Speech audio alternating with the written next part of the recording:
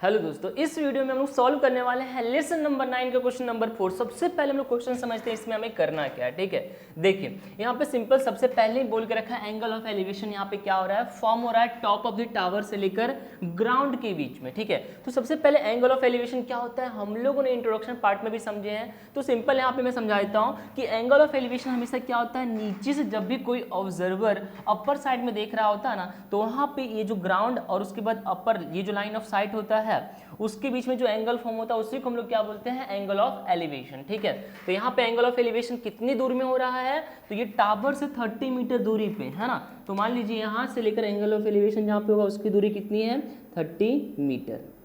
ठीक है, अब सिंपल यहाँ पे बोला है कि जो एंगल ऑफ एलिवेशन होगा वो टोटल कितने डिग्री का है, 30 डिग्री का है। मतलब यहाँ से जो लाइन ऑफ साइट बन रहा है ये इसकी कितनी यहाँ पे डिग्री पे बन रहा है, 30 डिग्री पे बन रहा है। ठीक है, तो ये होगी आपका 30 डिग्री।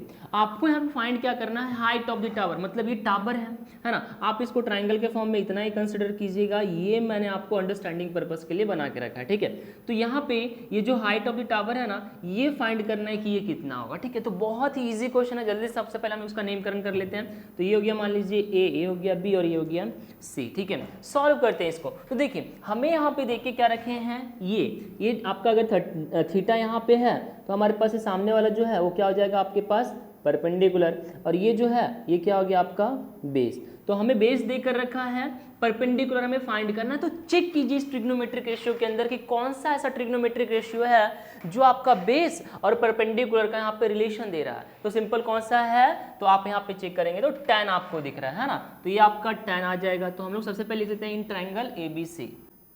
ठीक है, हम लोग इसके अंदर किसको यूज कर रहे हैं, tan का, है ना। तो यहाँ पे आ गया आपका tan।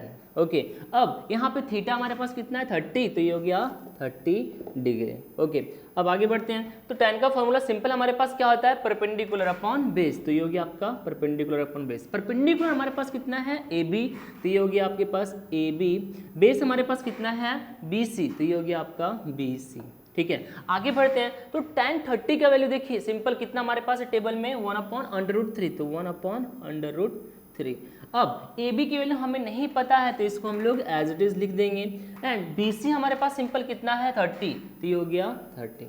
सॉल्व करते हैं तो यहाँ पे क्रॉस मल्टीप्लीकेशन करेंगे तो 30 1 से मल्टीप्लाई होगा और AB √3 से मल्टीप्लाई होगा। तो यहाँ पे ये तो √3 AB ही बन जाएंगे और यहाँ पे ये जो है 30 1 से मल्टीप्लाई होने के बाद 30 रह जाएगा। हमें AB की वैल्यू खाली फाइंड करना है, तो AB एज इट इज, और ये मल्टीप्लाई में है, इस साइड आकर क्या हो जाएगा, इसके साथ में डिवाइड। ठीक है, ये आ गया आपके पास आंसर। लेकिन हमारा कभी भी डिनोमिनेटर है वो हमारा इरेशनल नंबर नहीं होना चाहिए। तो हम लोग यहाँ पे इसको रिमूव करने के लिए क्या करेंगे, रेशनलाइजेशन करेंगे, जिसके अंदर हम लोग नीचे वाले जो पार्ट है वैल्यू उसको upper side and down side दोनों साइड क्या करते हैं, सेम वैल्यू से मल्टीप्लाई कर देते हैं। ठीक है, तो देखिए मल्टीप्लाई करने पे हमारे पास कितना आया, 30 को मल्टीप्लाई करेंगे √3 के साथ में तो सेम 30/3 एंड √3 को √3 से मल्टीप्लाई करेंगे तो 3 आ गया।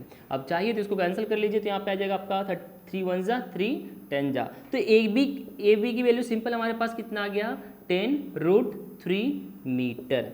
ठीक है, तो सिंपल आपका यहाँ पे ये आ गया 10√3 मीटर। ठीक है, और ये सिंपल सा आंसर था आपके पास क्वेश्चन नंबर 4 का। अब हम लोग मिलते हैं क्वेश्चन नंबर 5 पे, तब तक के लिए bye bye, take care, thank you so much.